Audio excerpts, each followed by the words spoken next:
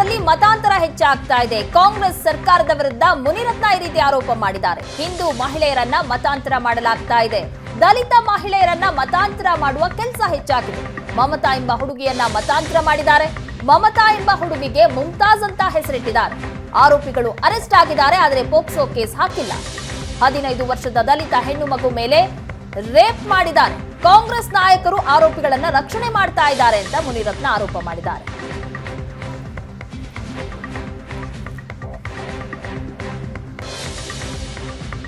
ಬಾರಿ ನಾನೊಂದು ತಮಗೆ ಒಂದು ಪತ್ರಿಕಾಗೋಷ್ಠಿ ಮಾಡಿದಂಥ ಸಂದರ್ಭದಲ್ಲಿ ಒಂದು ವಿಡಿಯೋ ತೋರಿಸಿದೆ.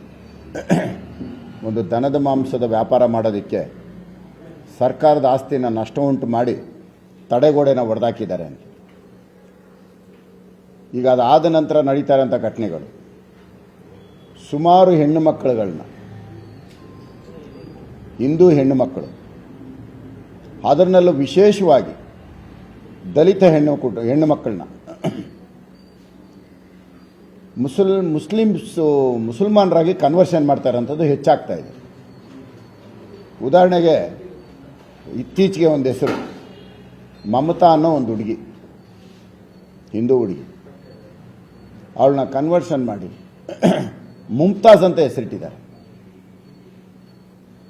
ಇದು ಒಂದು ಸುಮ್ಮನೆ ನಿಮ್ಗೊಂದು ಉದಾಹರಣೆ ಹೇಳ್ತಾ ಇದ್ದೀನಿ. ಈ ಥರದ್ದು ಲೆಕ್ಕನೇ ಇಲ್ಲ.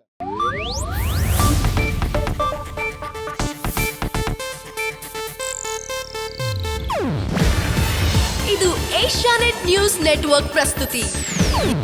ನೀವು ನೋಡ್ತಿದ್ದೀರಾ ಏಷ್ಯಾನೆಟ್ ಸುವರ್ಣ ನ್ಯೂಸ್.